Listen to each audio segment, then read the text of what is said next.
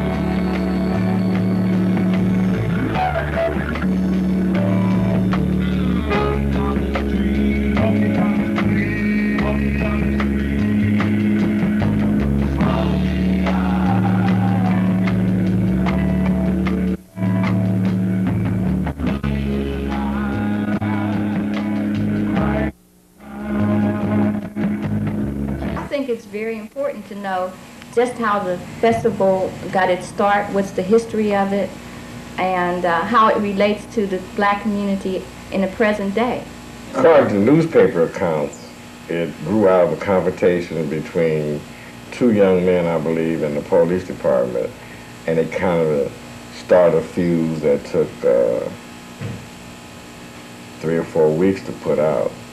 Before it was over, it involved the police department, the fire department, the National Guard, and 33 citizens lost their lives. I see. Well, what has happened since, or what really caused it besides the police confrontation? Were there any underlying causes? Well, that community has long been a victim of the kinds of conditions that make up ghettos throughout this country.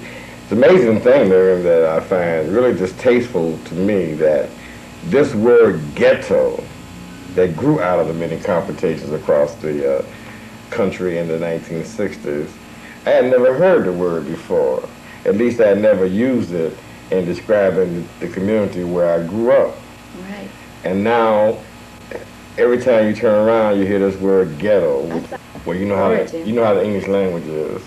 They will use a word when it's necessary. They will insert a word. When I grew up in the Watts area, it was my community, and we were proud of that community. In 1966, some citizens in that area came up on the idea of perhaps starting a festival to commemorate the revolt that took place the year before, and kind of pay homage to those 33 people who lost their lives during the revolt of that year. And they decided they would have a festival. And the festival was to be put on by the people. The people were supposed to police themselves. And for that 3 or 4 days, it would be totally community involvement. I think in that year, the first Grand Marshal was Stan Sanders, a young man who grew up in that area, who was a Rhodes Scholar, a little All-American football player, and I think 1966 was his first year home. The Sanders family had long been a kind of first family in that area. His brother being the heavyweight Olympic champion, I think, in 1956, and his mother and father been very dynamic people who lived in the area and who had gone back to high school long after they were up in age and received their diplomas, and another brother who played football for Jordan High School, and of course Stan Sanders, the Rhodes Scholar, which we are all proud of. Who's and Mr. Jaquette? Thomas Jaquette was probably one of the main catalysts that helped perpetuate and move the art festival in the kinds of direction that it seemed at that time was leading to institutionalize this festival. Mr. Jaquette was referred to himself in the early days of the festival that I understand to be the Sons of Watts, which actually I think they were talking about the young men that were perhaps 10 to 15 years younger than I, because I grew up in that area, and So you could be a son of I could Watts. be a Sons of Watts. Yeah. The festival will be held again this year, August 15th through August 19th, here at Will Rogers Park, located at 103rd and Central Avenue. But along with the other things that we have scheduled with at the festival this year, as it relates to the cultural components, the recreational components, and the educational components, we're going to also be addressing ourselves to some of the social ills that plague the black and brown and other minority community. We're going to be addressing ourselves to alcoholism, to community police relationships, or the lack of community police relationship. We're going to also be addressing ourselves to a very controversial and hot issue, such as racism, as it affects the black community. How does it affect the black community? What is white racism? We're going to also be dealing with some of the problems that come out of racism, such as bad housing, bad education, no job opportunities or very little job opportunities, the overall problems that face us as a people here in the black community by white America. And this area over here, this is the concession area. Here's where community people get a chance to display their wares, their goods, sell their food, their earrings, and the jewelry that's made by community residents. This area will be open all 5 days of the festival, beginning Wednesday morning at 12 noon. And you find a lot of well-made jewelry and items here on sale, real bargains if you're out for a bargain. And they have a lot of African artifacts as well as other handmade type of jewelry and items. Hello there. This is called Black Montage. This is a conglomeration of some of the great black heroes in American history. Like this poster dates all the way back to like the 14th centuries and comes all the way up to present time. To kind of give you an indication of some of the people who are on there, we have people like Phillis Wheatley, one of the greatest poets of all times. You have people like P.B.S. Pinchback, who was like the black governor of the state of Louisiana. You have like Samuel Taylor, one of the greatest black musicians in the early century. The 10th Cavalry used to call the Buffalo Soldiers. You have people like Lewis Latimer, the black inventor, who actually had the original drawings for the telephone. You have people like Harriet Tubman, Marcus Garvey, Martin Luther King, Eldridge Cleaver, Malcolm X, Rap Brown. You have like Earl Father Hearns, Burt Williams, and George Walker. So it's like really a conglomeration of some of the great black heroes in American history. Not only that, this booklet also comes along with it. And as I said before, it's called Black Montage. And like this is like the key to the picture. And it has a centerpiece in the middle.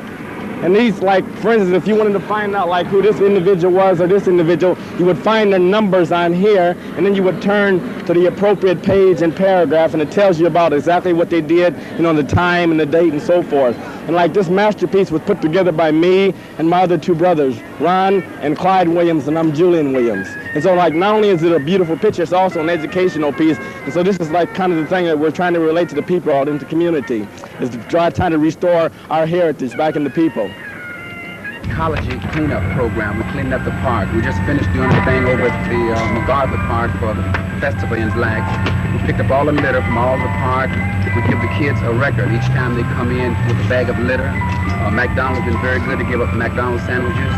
And Coca-Cola people have been very wonderful. They gave them 2 Cokes. The first year, of course, you know, there was no money, and the city was still burned out. 103rd Street had no buildings hardly, you know, so they set up booths along 103rd Street. All you had to do was just bring you a tabletop and just sit there and sell things. And what kind of things did they sell? Oh, there was barbecue, gumbo, dolls that people made, sculptures that people made, jewelry. You know, there were no economic kind of involvement. I mean, no one rented you a space. The space was free because the street was burned out.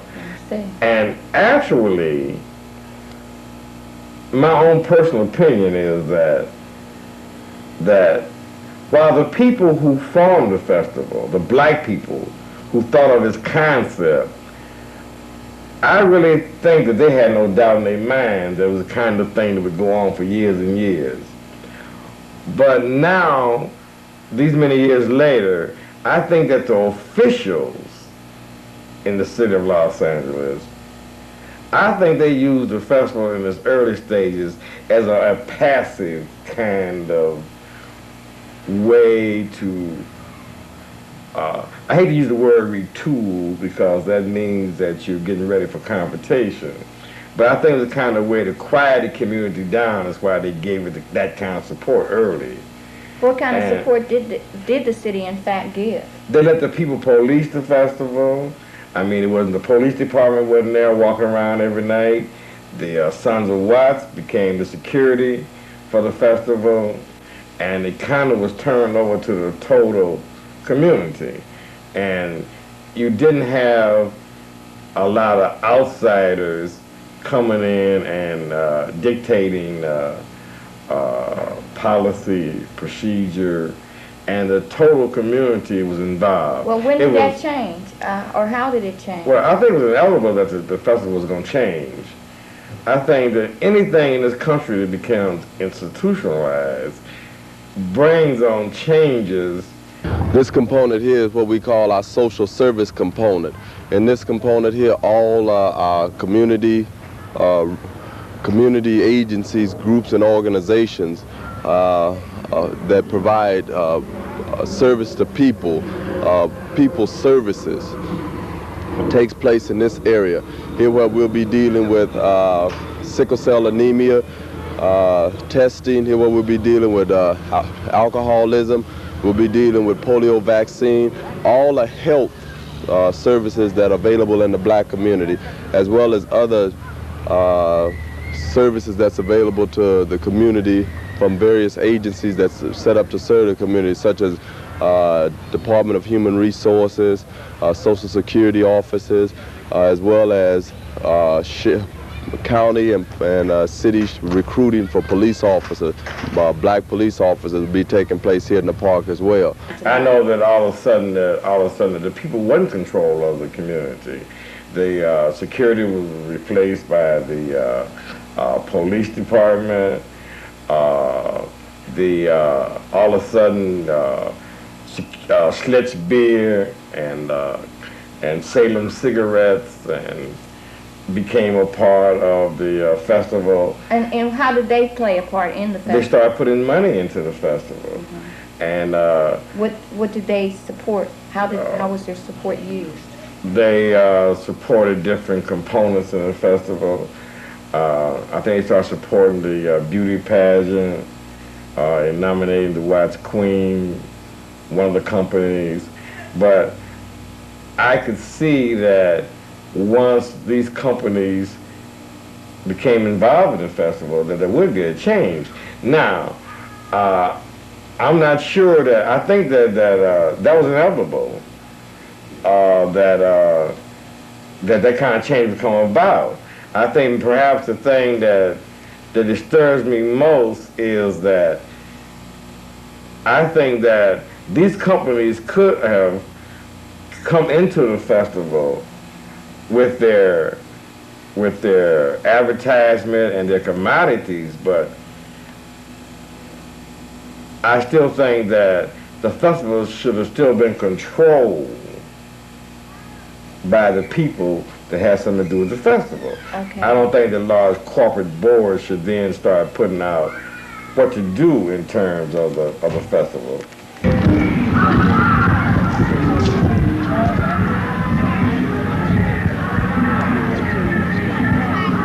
Tell us about the The only statement that I would be possible to make, brother, is encourage black people to buy a Muhammad Speak newspaper from each salesman that they see and to thank them for their past support. That's all I would be able to say.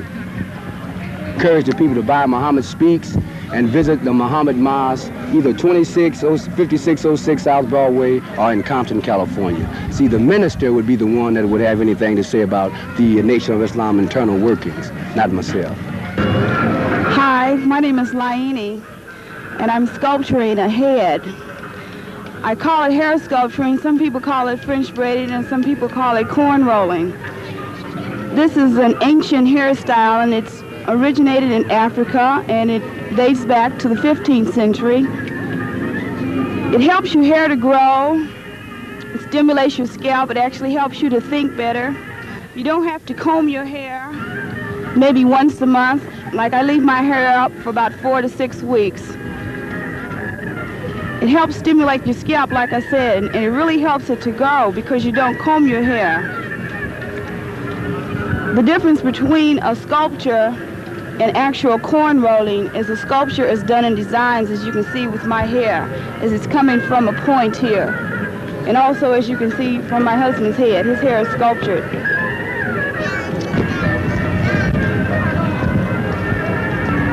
This is the gymnasium here at Will Rogers Park, and here where the art exhibit will be held. We've had an art exhibit ever since there's been a festival. And this is one of the very few places that black artists can exhibit and display their artwork for any period of time in the black community for blacks. And this is paintings on blacks and by black artists. We have a very nice art exhibit scheduled for this year, and it's really something to see. I would invite everybody to attend the art exhibit and come in and see what real black art is all about. And as you very well know, in the past, very few black artists have been able to get recognition for their work and their talent. We here at the festival hope to not only have this art show continue every year, but to do an article or items on the art exhibit continuously throughout the year. As you know, in the early days of the festival, the art exhibition was held out in the park, and where you simply put up some unpainted plywood and hung pictures on every imaginable thing you could think of. Is that right? Well, where did the art come from? The art came from the community. That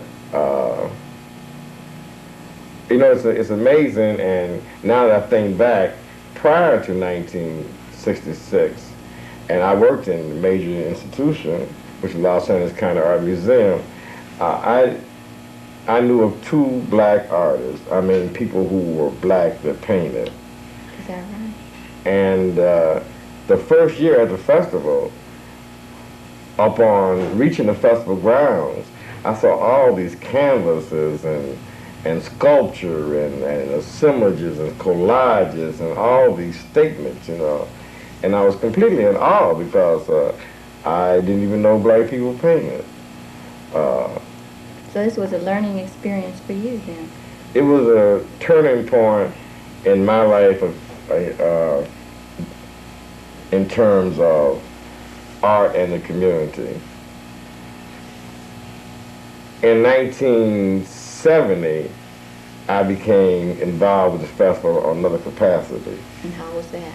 Well, in early 1969, a employee of the Los Angeles County Art Museum named Claude Booker, who's deceased now, who probably was one of the most influential young men in terms of community arts in this city.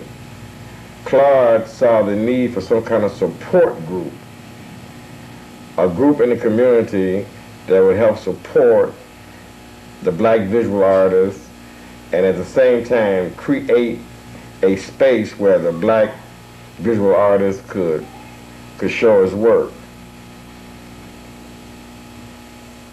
One of Claude's first things was to approach the museum in terms of having black programs at the museum, which he successfully did with a lecture series in the Being Auditorium with such leading black artists such as Samela Lewis, Dr. Samela Lewis, John Riddle, Charles White, John Otterbridge,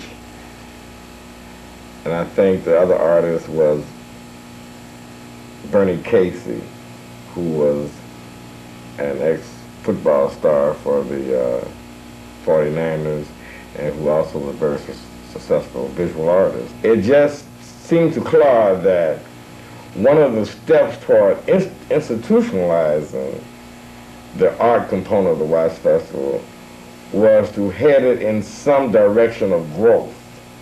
Claude felt as though now it was time to take the art component in a direction that no longer just had unpainted plywood boards, but took on the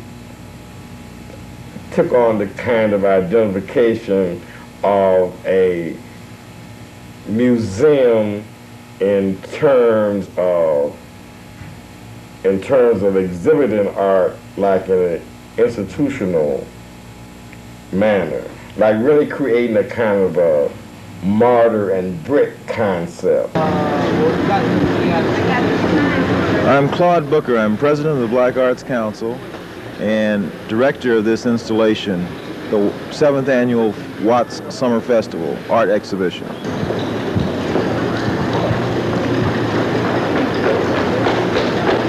Three sculptures by John Riddle, an artist from Watts, who really was one of the artists that started the Watts Summer Festival art exhibit. He collected junk from the burned out debris of 103rd Street and turned it into an art form. John's a very angry young man who makes some very caustic social statements with his welded, painted sculpture. That was done during the week that George Jackson was killed in San Quentin, and in the following 2 weeks, the now infamous Attica riots. This is called There's Something More at Stake Here Than Just Attica, and it was used as the centerpiece in the 1972 panorama of black artists that was done at the Los Angeles County Museum of Art. As I said, Riddle is a very caustic humor, a very talented artist. The piece that we're about to examine is a comment on the military prowess of the United States.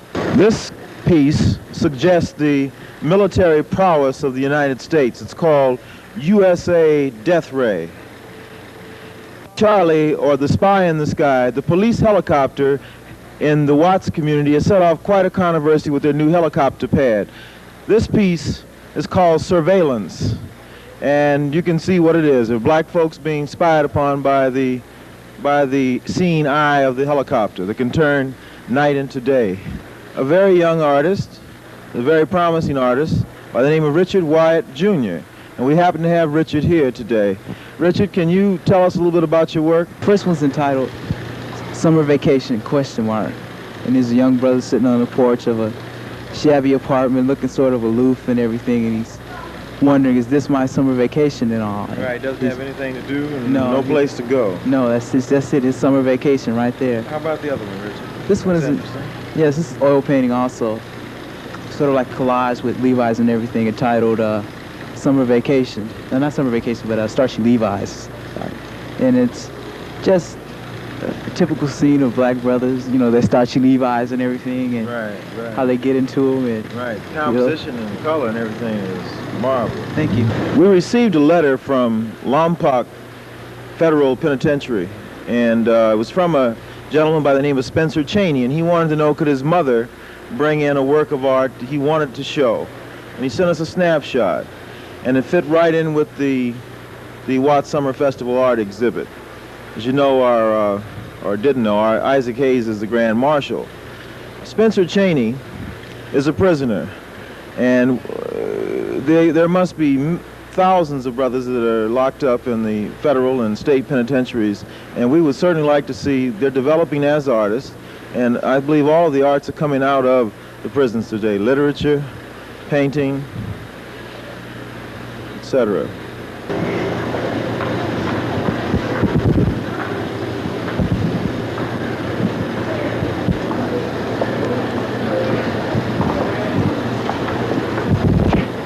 I'm Greg Pitts, one of the artists in the show, and this is one of the pieces up above you that I've done called Been Down So Long It Looks Like Up. And basically what the piece is a collage of certain conditions that exist in the black community.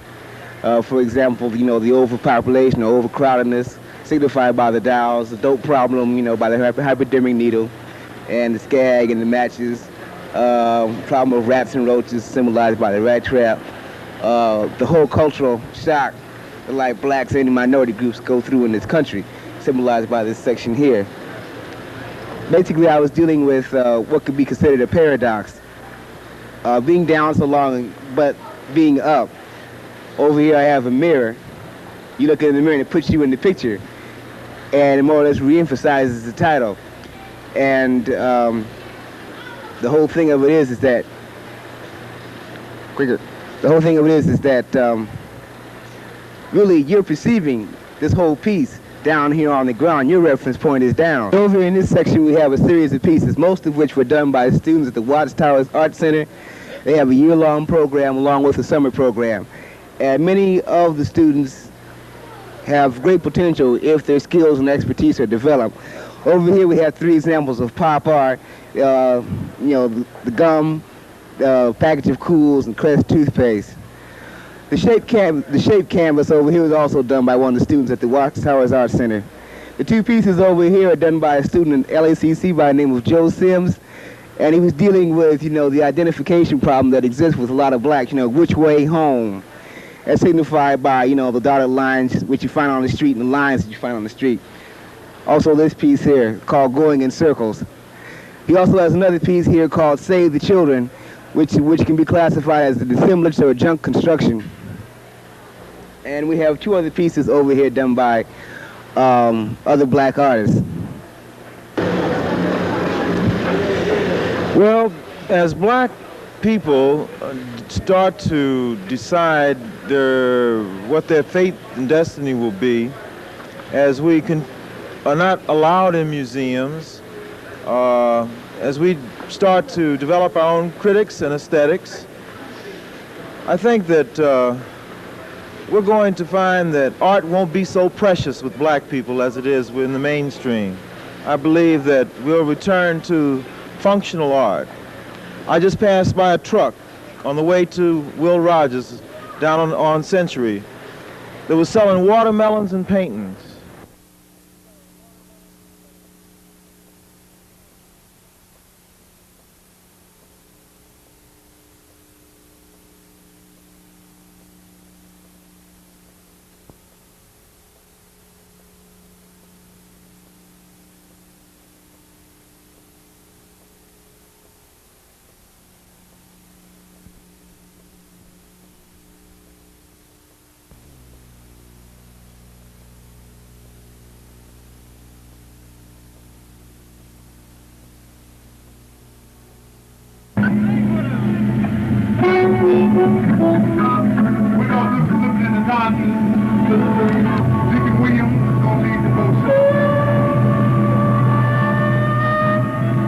Williams.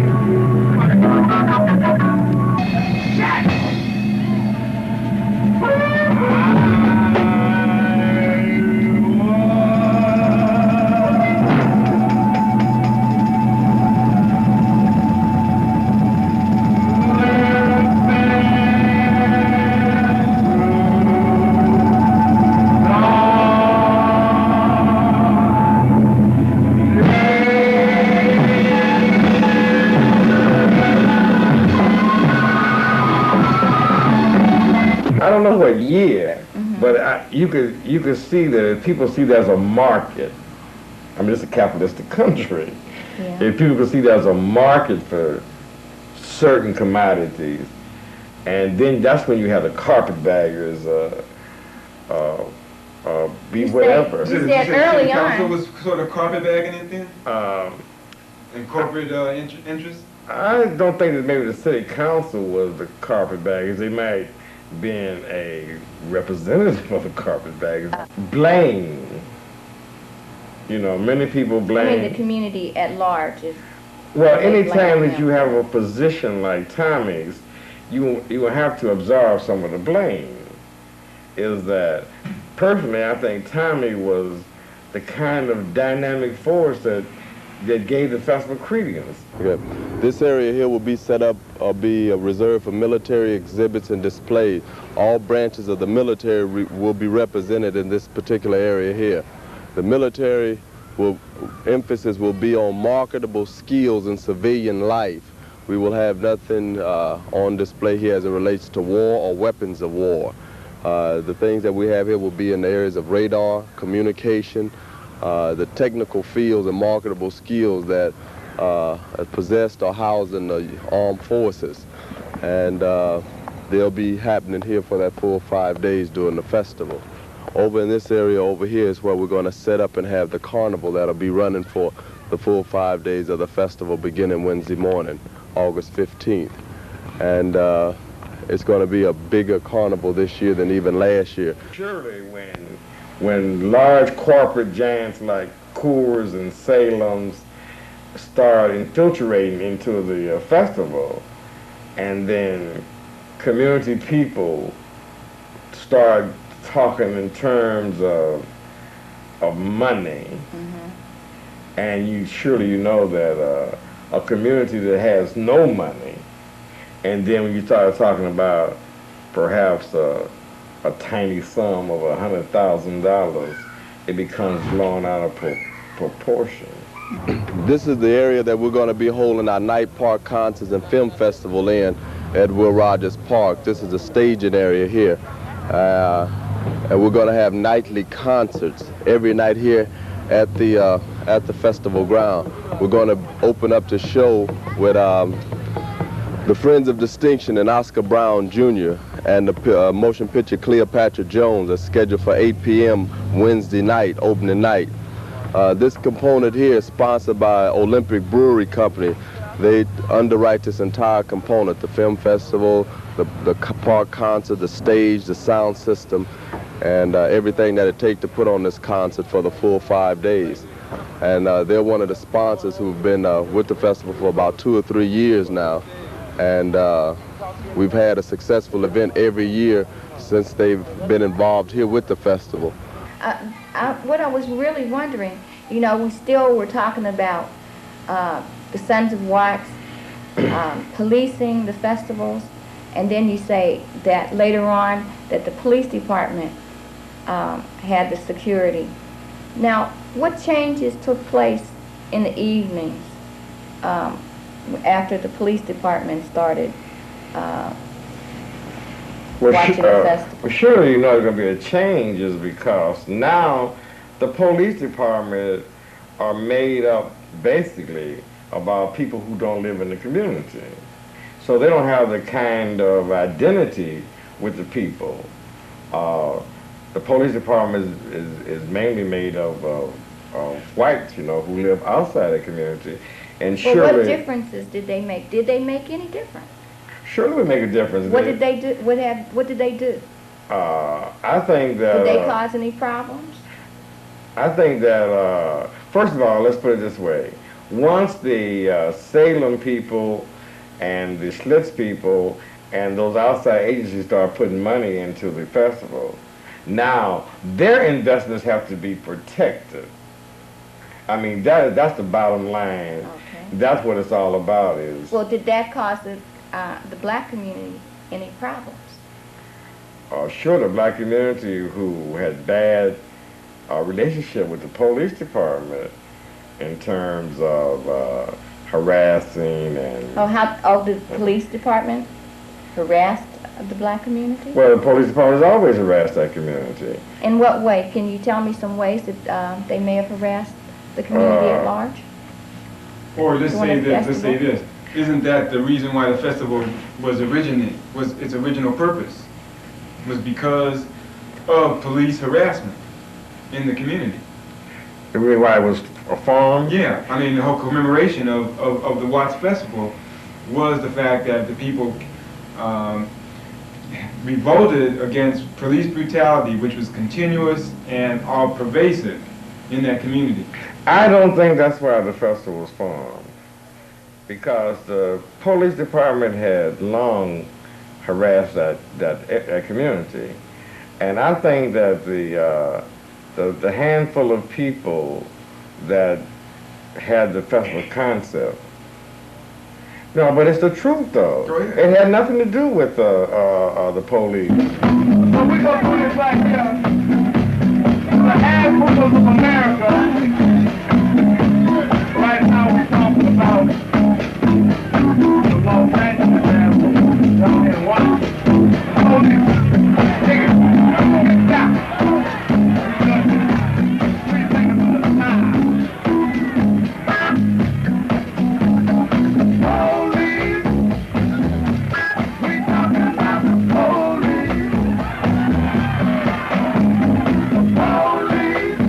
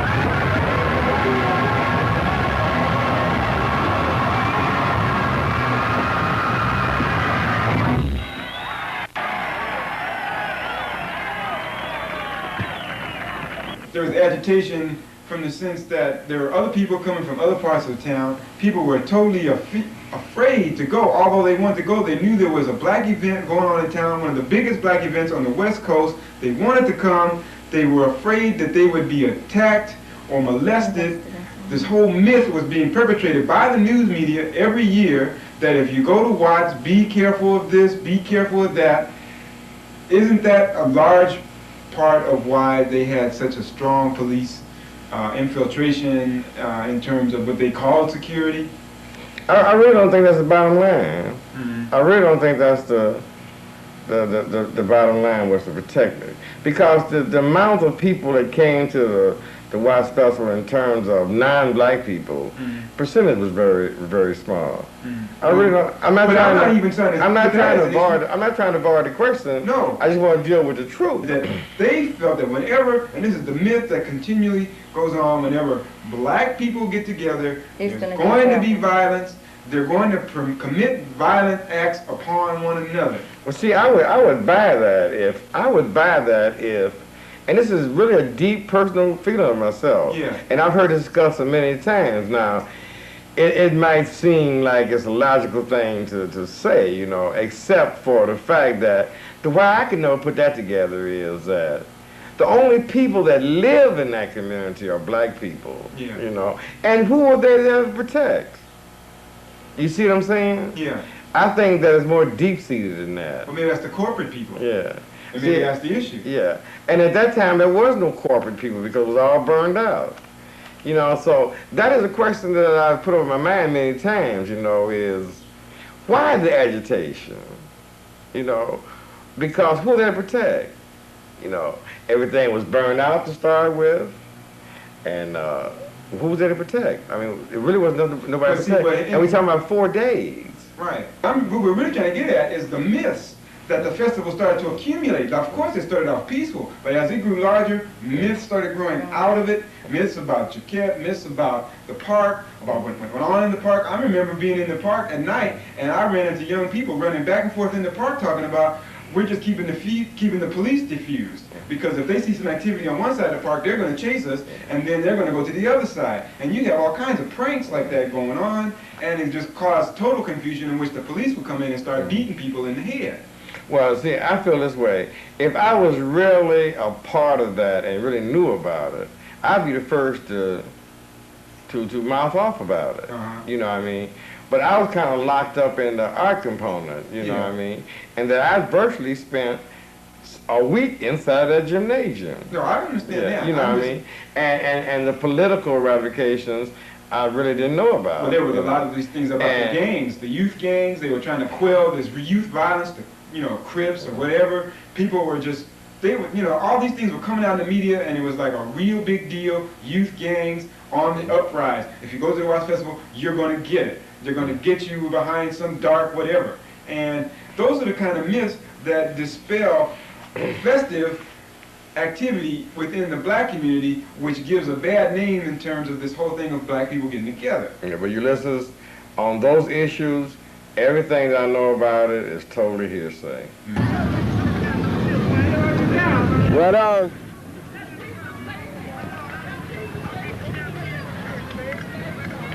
Look this Cadillac coming up.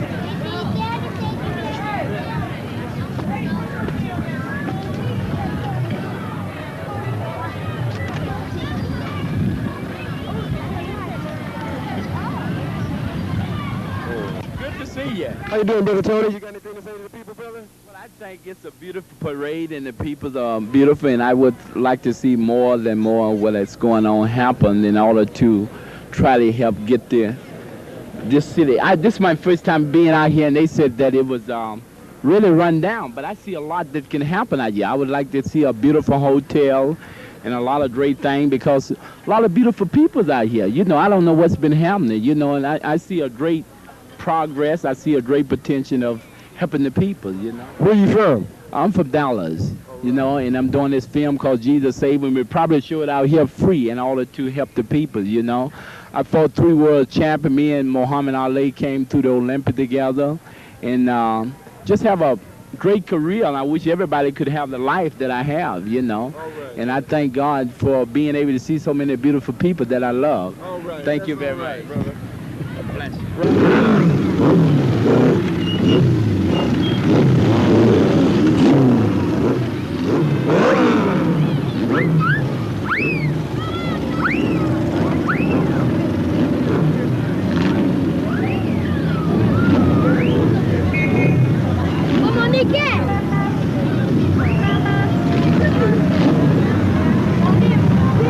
Brother, what is this? Don't Bother Me, I Can't Cope.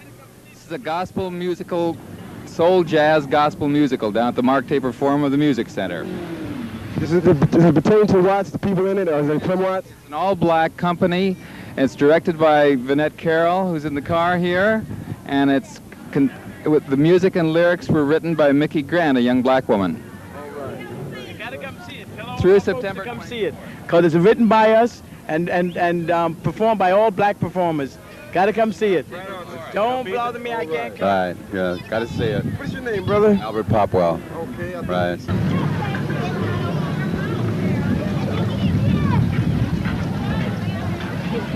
You brothers have anything to say, man, about the Naked Soul of Iceberg Sale? I think it's possibly the best book to date that I've been able to write. Of course, it was a new format for me, the vignette essay format, and I'm very proud of it. And the sales are exceeding the first book, Pimp. And incidentally, Pimp is going to be a movie come this fall. I want to ask you, is this going to be relevant to the black community? Everything that I do and write about and think about is always relative to black people. Because that's where I'm at, brother. The parade? Yeah, this is the end of it here. Yeah. Has Isaac Hayes been by already? Isaac Hayes been gone. He's been gone, man. I have to take pictures of me. How?